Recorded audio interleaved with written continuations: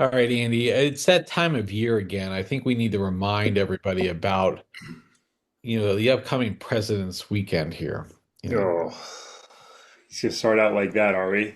I Yeah. think we have to, Andy, because I mean, this is you in rare form. Like, Yeah.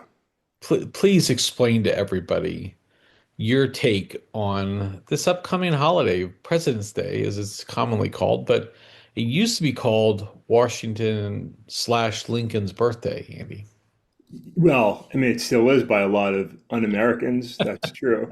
But, but okay. So for those who haven't heard this rant before, it is not President's Day, except in a handful of states that want to co-opt the great celebration of George Washington, Virginia's first son, America's first son, and corrupt it by associating him with other less critically important presidents of this country. So, especially at a time like this in 2026, we should be celebrating our finest president who wasn't perfect, but was still probably the best president ever served this nation. Dave, this holiday at the federal level is recognized as the Washington's birthday holiday in honor of George Washington. In most states around the union, to include the Commonwealth of Virginia and the majority of states, it is the George Washington birthday holiday. Because while some states recognize the great contributions of Abraham Lincoln, which are fair, this isn't the day to celebrate George W. Bush.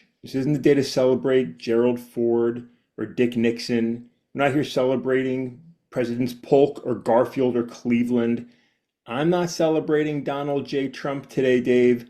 We're celebrating George Washington, who was our finest president. And Dave, worth noting, I'm reading a book right now, actually, Joseph Ellis, The Great Contradiction, a really candid look at our founders, which he points out, look, they were neither uh, gods nor demons, right? A lot of people like to make characters of them and put them in one bucket or the other. They were men who were at a critical moment in history who had to make some really hard decisions, who didn't hit a home run every single time. They made some really lousy decisions. You can understand maybe why in some respect, but it was a very difficult time and they weren't perfect, but they were hard working for this nation at a critical time, and none was more further out than George Washington, who we celebrate on Monday with a holiday. Bravo, Thank you. Mr. Jamore. Thank you. Bravo. And strong recommend for the book. Very good book, The Great Contradiction. Joseph J. Ellis. Very, very good read, talking about the failures to eradicate slavery and to treat the Native American population with dignity and respect. The two great failures of our founding generation and issues we still are wrestling with today, unfortunately. Well, I mean, I think it's like it's not a perfect union. It's never been a perfect union. And this idea that we should somehow think that it was perfect is just that's not what even the founders knew they weren't perfect. Yeah, That's why they built in the government the way it is supposed to be, the checks and balances, the idea of adding new amendments, the changes that have occurred over time, and this idea that somehow there's a point in time when we were great or yeah. whatever. That itself is a fallacy. It's a myth. It's this just that well. So maybe I'll have to pick that one up, Andy. I'm always looking for a good book. So Short book, Dave. Good read. Very candid. Great perspective from, I think, one of our any greatest pictures? historians. Any pictures in there? Uh, Okay. All right. Well, maybe about the great contradiction. Okay. All right, Andy, let's jump into some topics for today. We got to start with, God, Andy, at the beginning of the year, we did predictions, right? yeah, I asked you a couple things. The first one was one of these cabinet members will not be in office by June, DHS, DOD, or Treasury. yeah, And you said, and we both agreed, DHS was probably most likely, yeah. but actually, Pam Bondi Whew. is probably there. Like Andy, she was in front of Congress on Wednesday. And again, the biggest things happen after our pod, but Yeah, for fuck's sake, this was epic proportion. One, bravo to Congress. yeah, Bravo to the committee that was grilling her relentlessly over Epstein, over just about everything they could on this stuff. And if you could look worse, I'm not sure. I don't actually. I don't even know if it's possible to look worse because Pam Bondi epitomized everything that was wrong with this administration. She sat up there like with an arrogant smug the whole time. She had flashcards with insults to give back to members of Congress. She had internet search history of Yeah, other members of Congress yeah, about their Epstein files. She refused to acknowledge the victims or survivors, however you want to like, of Epstein and his whatever happened there, who were in the room. But bravo to Congress for fucking putting her on a like shining the spotlight on all of her incompetence, Andy. yeah. It was disgusting and it was embarrassing, Dave. I mean, she had no intention of going and giving a genuine testimony on her work. It was going to be an attack with, like you said, she had search histories for which congressman had been searching which files when they were doing their private readings of the Epstein files. And if you read the descriptions of trying to review those files, DOJ officials sitting directly behind you, watching what you're doing, not allowed to bring your notes. And they said you could, but then you had to use DOJ stationery to take your notes. Very controlled, very wicked. But then to come in with prepared takedowns of elected officials, that's what you're there to do. That's what the DOJ is investing its time to prepare you for. This is what our tax dollars are paying for, Dave. Political theater in the halls of Congress because there's no substance there. There's nothing real there. She was absolutely shameful. I mean, an embarrassment to this nation, an embarrassment to the president. I mean, I'd be humiliated if I was Donald Trump and she was there speaking on my behalf, on my. He was humiliated.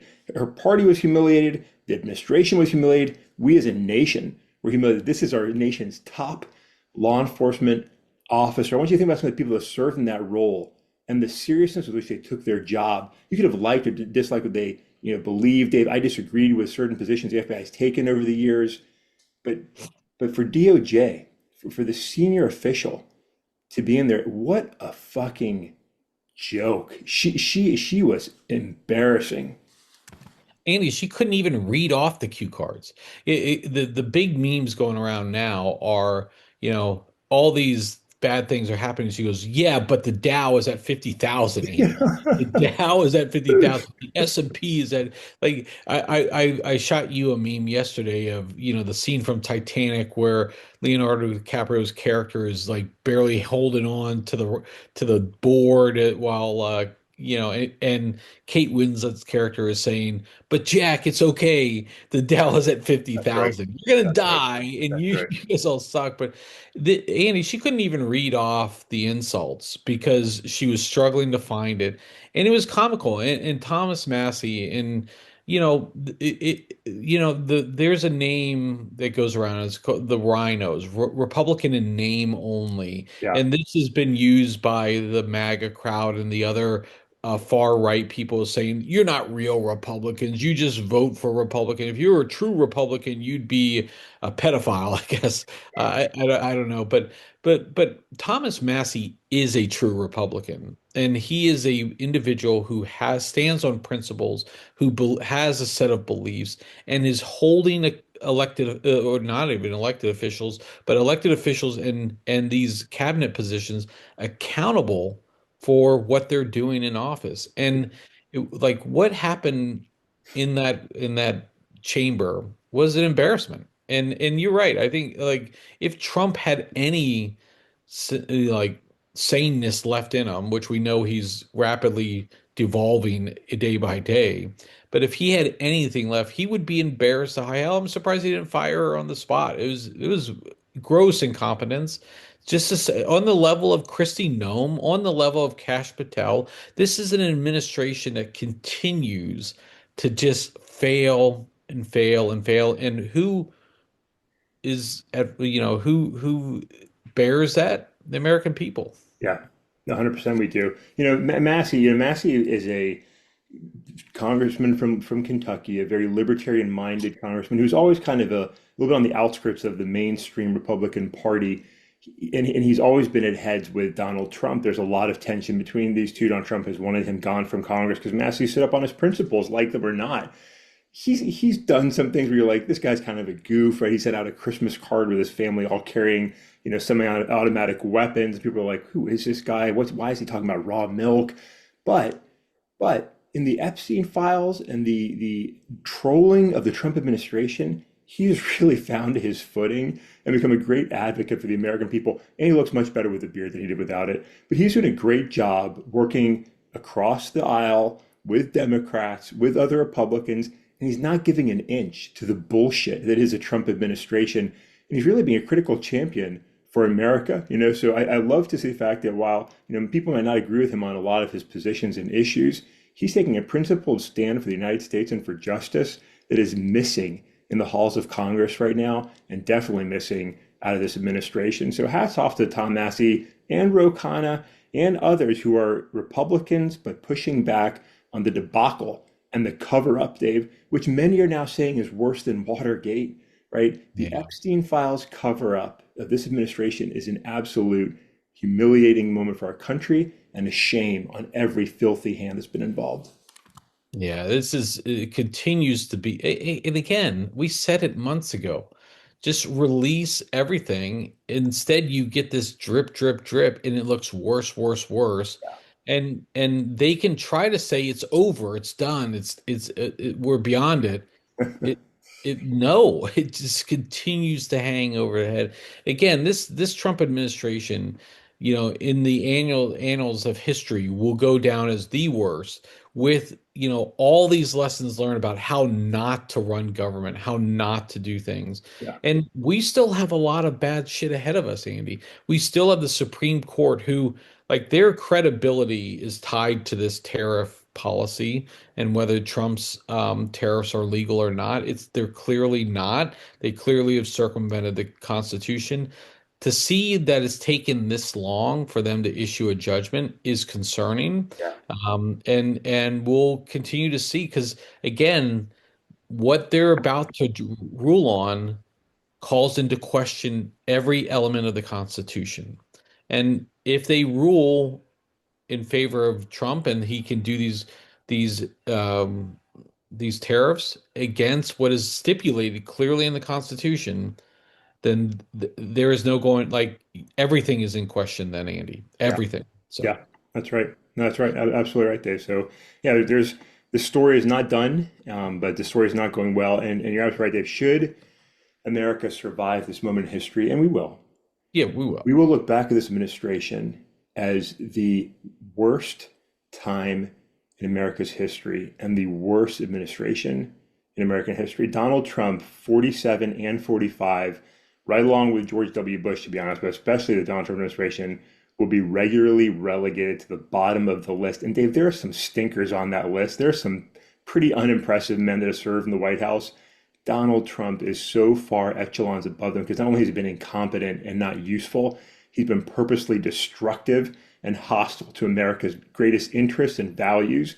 It is an unbelievable time. May we learn and grow through this experience as we do through many challenges and adversity that we face. May we as a nation come out of this stronger. But man, what a horrendous lesson we're having to learn right now. Yeah, I mean, I know you have a special place in your heart for W, right? Fuck I that know guy. that, Yeah.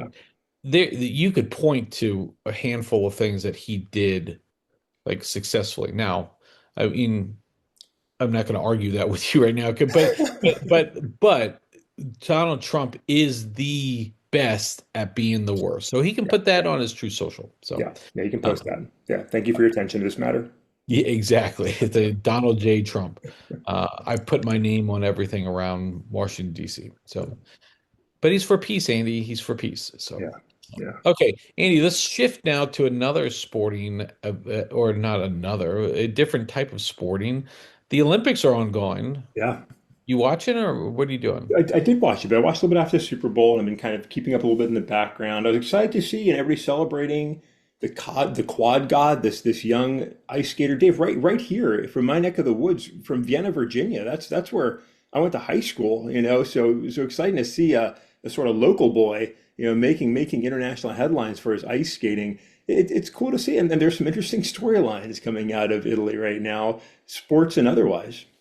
Yeah, no, I think it's been fascinating. I I like to watch. I mean, I like to see these things come up, and I don't like before I used to be like, oh, glued. When is this going to be on? I got to watch or what. But Yeah. I love what NBC has done. And I think we've talked about this in previous Olympics when we've done it. The new gold zone type of thing, which is a model off the NFL red zone, which Yeah. is like the best entertainment on a Sunday. But the gold zone, keeps track of like where they are on certain events and flips around. It's even got Scott Hansen on it, so he does a great job of running around. I love that. I just love the sports that you like. Winter sports are not as common, like other than hockey and while ice skating is like it's popular, like it's not something you watch on a season by season event or whatnot. But you watch these things. I love watching the biathlon and I Yeah. love watching these cross country races, even though like I would never watch it on a normal day. But to see that happen, I just love watching it. You have a favorite winter sport? I don't know if I have a favorite. I do enjoy because I don't know the sport, so I get to sort of admire these athletes that have been, dedicated their lives to these activities, things that I don't know, right? So when I see them skiing down and I'm missing making them turns, just sort of admiring their ability to handle that is just it's something that I have no familiarity with. Right? And I see the ice skaters so graceful and controlled, whether they're succeeding or even when they stumble. It's just these are things that I cannot do. I have no experience doing them. I don't want to get experience doing them because they require you to enjoy the cold, which I have no interest in. But to watch them on TV and admire what they can do, their talent, their commitment, I mean, it really is something special to see. And what they're able to do physically is really marvelous. And so you admire these athletes, and I love the stories behind it. You love hearing about these kids and how they got to where they are. You love seeing them stand up for America and for our values and to express themselves as individuals while celebrating being part of this country's team. Like there's just so much to celebrate and love. And when we're not attacking Olympians because we don't like something they said or did, we can really celebrate, the positive energy that comes out of these events every time in a celebration of America and the world. Yeah, well, you were going to go where I went next is, we've had, and that we've talked about some of this before.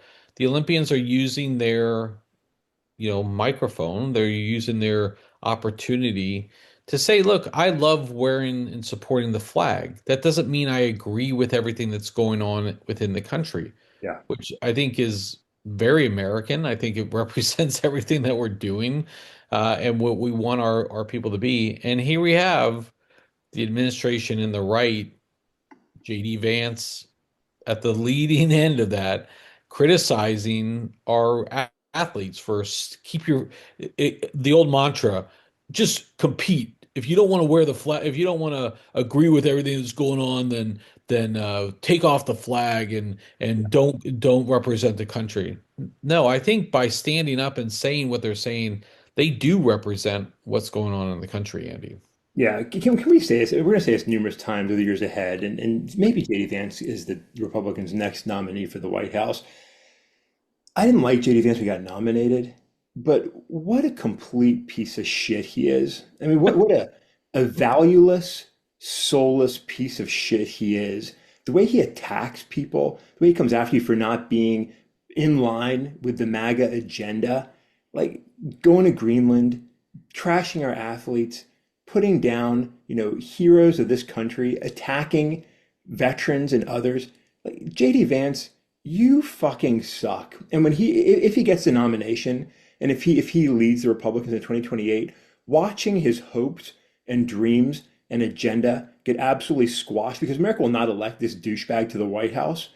It is going to be a glorious thing to see him humbled. I'm embarrassed for his wife and his children, to be honest with you. They have to walk alongside this man. He is absolute garbage. Like he might be a decent person, he might be a decent father, like he might be a good person outside of politics, but the way he represents himself to these United States and across the world as America's vice president, what a fucking piece of garbage. No, no, Andy, look, yeah, what goes on behind closed doors in their family life? Yeah, we're not going to judge that or whatever. But I have a hard time believing he's not just a piece of shit all around, right? Yeah. Like, he doesn't even really have to work to be a piece of shit in public, and maybe he is serving the role as the attack dog, and he's going to do. But whether it's confronting, t talking to Zelensky and saying, "You never once bothered to say thank you," and Yeah. t going Yeah. to Yeah. talking to Greenland and all that other stuff and all the activity that like what are we doing? Like maybe it is to rally him to put him at the front and say this is clearly the leader of it. It just makes me sick to see this guy, and I would love nothing more to see him just get trounced during the next election cycle. Hopefully, not even make it out of the primary, because if the Republicans really do want to win and carry on, anybody connected with this administration is just going to be laying like a dud. This is epic proportion how bad JD Vance is. Yeah. So While we say that, Dave, Pete Hegseth, Pam Bondi, Kristi Noem. I mean, you go down the line of these cartoon characters, supervillains that are leading this yeah, country right now. And on any given day, you can pick the which one's Legion of worse than the Doom. other. Yeah, the Legion of Doom. It's unbelievable, man. Andy, let's real quickly. You mentioned Hegseth. They were dealt a blow this week. After the six or seven members of Congress who had former intelligence community or military ties came out last year and talked about the fact that they military members of military do not have to obey unlawful orders, illegal orders, and sent the administration into like a fucking crisis mode. In fact, we had a pod on it. We had an emergency pod on this. But Hegseth has, vowed to go after Mark Kelly, who is now elevating himself up for presidential candidate, Mark Kelly, potentially. Yeah, Mark Kelly said, I'm not going to put up with this bullshit. I'm going to fight back against the administration. That a bully needs to be punched in the face. So Hegseth continues to go forward with this. I'm going to demote him. I'm going to take away his retirement. I'm going to do all these consequences on him because he's, as an official retiree, he's still subject to UCMJ yeah, action in yeah. some weird, warped way. But nonetheless, they went to court and the court just threw it out. Now, Hegseth comes back immediately and says, "This isn't over," or whatever. He said, "Captain," or something like Yeah, that. Like, exactly. what a fucking bullshit. Like, this guy's a fucking con artist. Applause to Mark Kelly and the others for standing up, for doing what they have the legal right to do. And fuck the Department of Defense on this one, Andy. Yeah, yeah, absolutely. And hats off to the judge for not just rejecting their miserable assault on Mark Kelly and the First Amendment, but the way in which he's been doing it, right? The way I believe this is a George W. Bush appointee, actually, right? So a Republican appointee, but he's explained like they are trying to chill criticism from every corner of America, from the media, and now from veterans. You're going to put this train of characters in front of America, and you're going to tell veterans who have served in uniform, who served in multiple combat zones, you can't criticize this administration. You can't stand up for the United States of America. You can't advocate for service members and soldiers who can't take a position on their own because they're currently serving in uniform. You're going to try and chill veterans' free speech rights. You're trying to limit Americans, veterans, First Amendment constitutional right. Fuck you, man. And this judge has really taken a great job in just calmly advocating for reason and for the First Amendment and pushing back on the clown show of the Pete Hegseth Department of Defense. Again, probably will go down in history as the worst Secretary of Defense in American history for the embarrassment and the pain he's causing within DOD and within the Pentagon right now. He's a young man, Dave. We're going to have Pete Hegseth and Pam Bondi and Kristi Noem and JD Vance around for a long time after this administration. Have mercy on them, Dave, because it is going to be a long few decades to have to live with the embarrassment of what they've done these last few years. Andy, we've talked about this. There's going to be a reckoning, and we've seen some of it already happening for officials who are leaving, or customs officials or border officials who are in different positions now, who Yeah. are no longer welcome in some areas. So, great stuff, Andy. Great stuff. All right, Andy, let's wrap up the week with our dislike segment.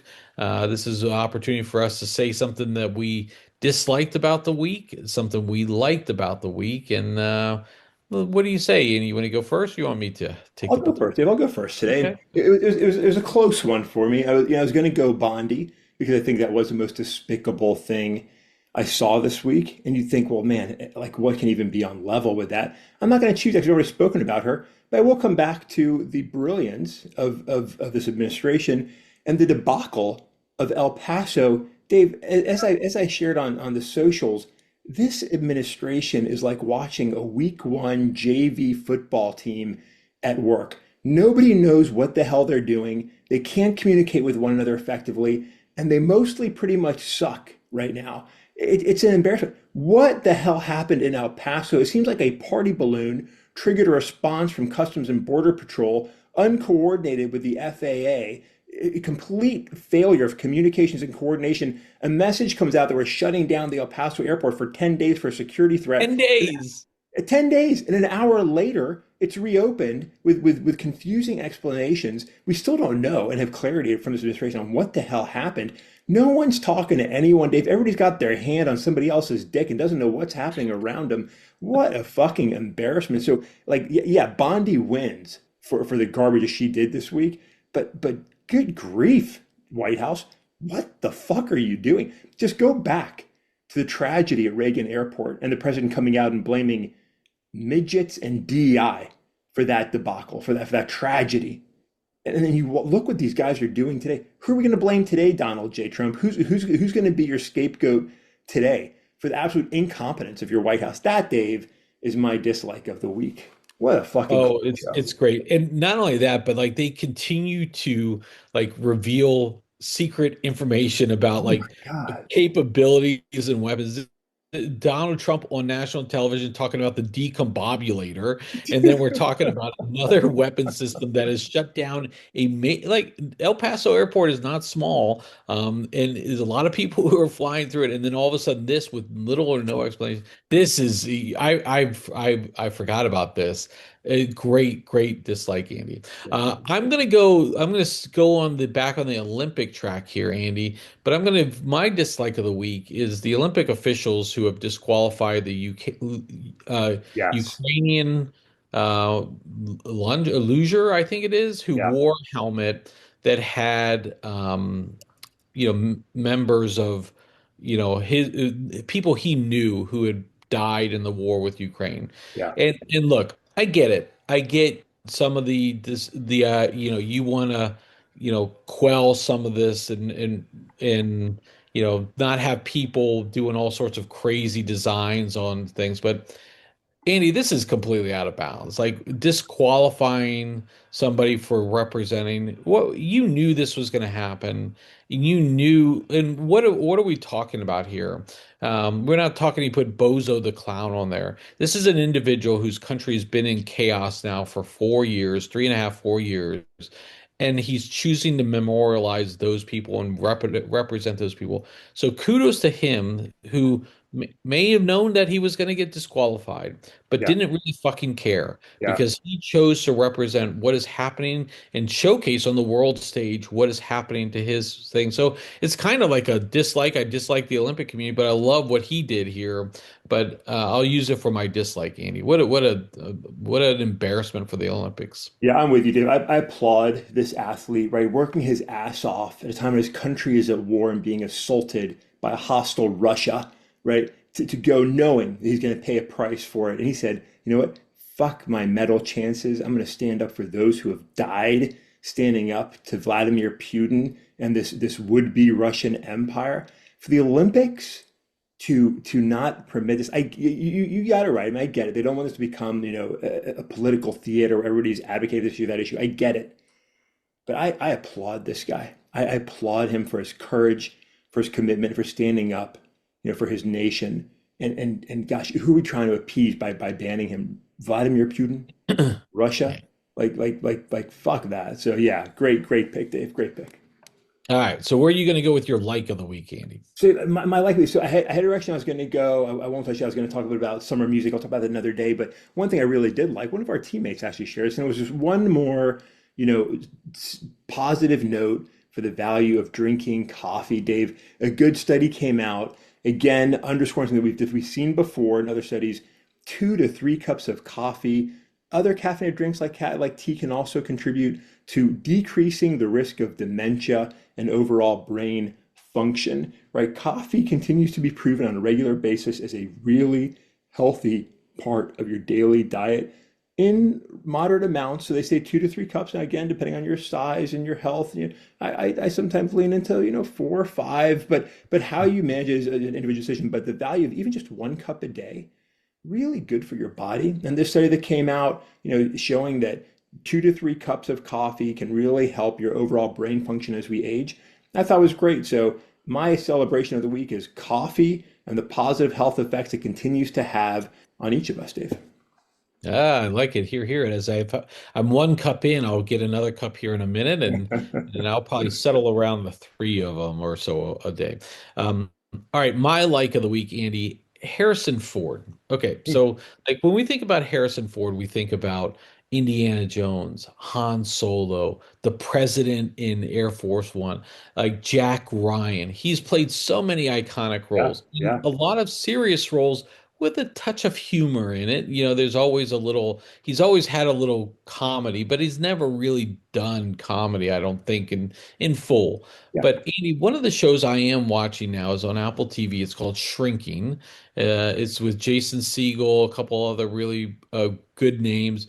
But Harrison Ford is one of the main characters in there as an old, crotchety um, therapist who runs a therapy center or therapy profession office, and he's getting Parkinson's as part of the his storyline.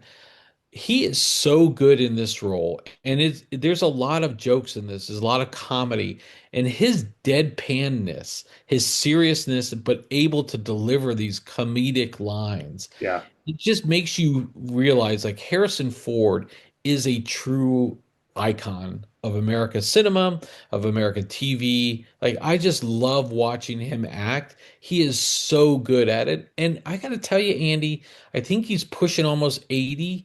yeah, He still looks fucking great as Harry. He still looks like Harrison Ford. I yeah. just love it. Harrison Ford is my like of the week, Andy. Yeah, that's a great one, Dave. I've always enjoyed his acting. Whatever role he's in, he always brings his just sort of that smirk and that character to it. It's so uniquely him, and he does it so very well. I'm not familiar with the show, but I'm definitely a fan of the actor.